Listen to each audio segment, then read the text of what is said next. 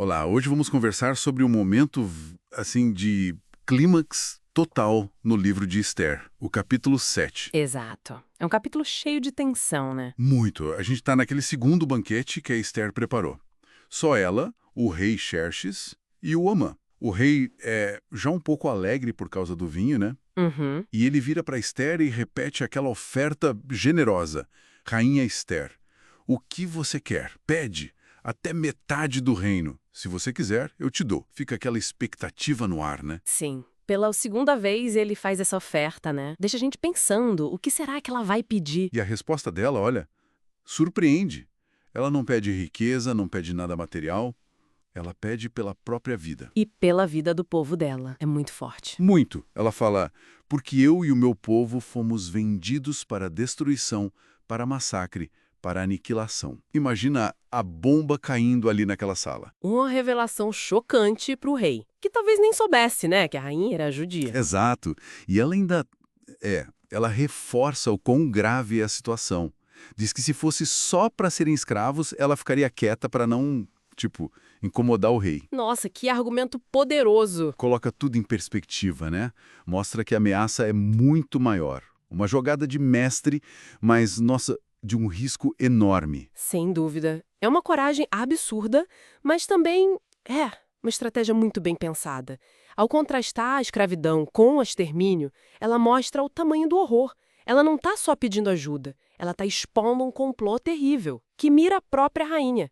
Ela força o rei a reagir, né? E a reação dele é imediata. Primeiro um choque, depois assim uma fúria total. Ele pergunta, quem? Quem é esse cara? Onde ele tá? Quem ousou fazer uma coisa dessas? A pergunta fica ali pesando no ar, né? Cheia de ameaça. Aí Esther abomba, direto para o Amã que estava ali do lado. O adversário, o inimigo, é este perverso Amã. Uau! O texto diz que Amã ficou apavorado diante do rei e da rainha. Dá para imaginar a cena, né? Totalmente. E é impressionante essa inversão de poder, assim, num instante. O Amã que chegou ali todo poderoso, de repente, tá paralisado de medo. A influência dele some na hora. Caiu do cavalo literalmente. A tensão só aumenta. O rei, furioso, se levanta e sai. Vai para o jardim do palácio. Talvez para respirar, pensar. Ou para decidir o que fazer, né? Pois é. E o Amã fica lá desesperado e começa a implorar pela vida para Esther. Vendo tudo desmoronar na frente dele. E aí acontece aquela cena, talvez a mais crítica. Ele se joga, ou cai, né, no divã onde a Esther estava. E bem nesse momento, Ah, não. o rei volta do jardim. Ele vê aquilo. Péssima hora. Péssima. E a interpretação do rei é fatal para Amã.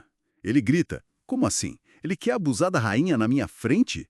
Dentro da minha casa? Mesmo que não fosse essa a intenção, né? A percepção do rei foi essa. Exato. E essa acusação, mesmo que baseada numa má interpretação, sela o destino dele.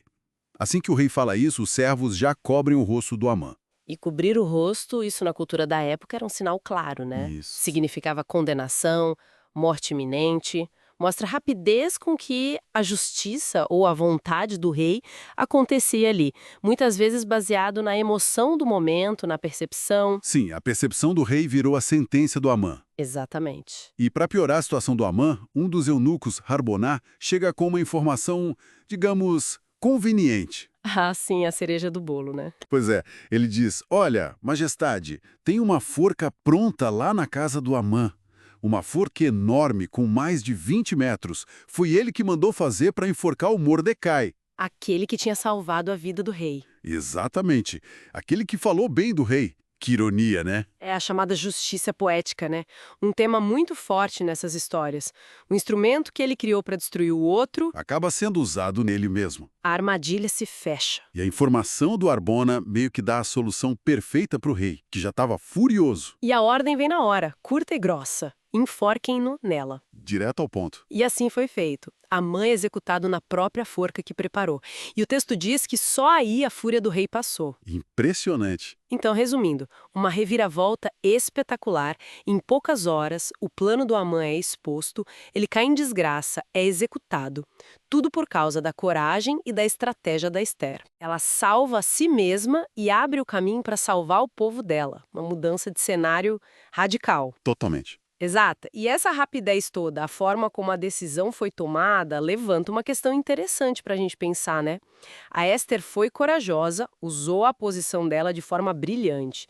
Mas a execução do Amã, por mais que pareça justa na história, foi decretada ali na hora pelo rei. Baseada na raiva, numa possível má interpretação. Uhum. E na informação conveniente da forca. Isso. O que isso nos diz sobre justiça e poder naquela corte persa? Como o destino de alguém podia mudar tão rápido assim, quase por um capricho, pela emoção do rei? Fica essa reflexão, né, sobre essa linha tênue entre o que é justiça, o que é vingança e como funciona o poder absoluto, às vezes arbitrário. Algo para se pensar sobre a dinâmica daquela época.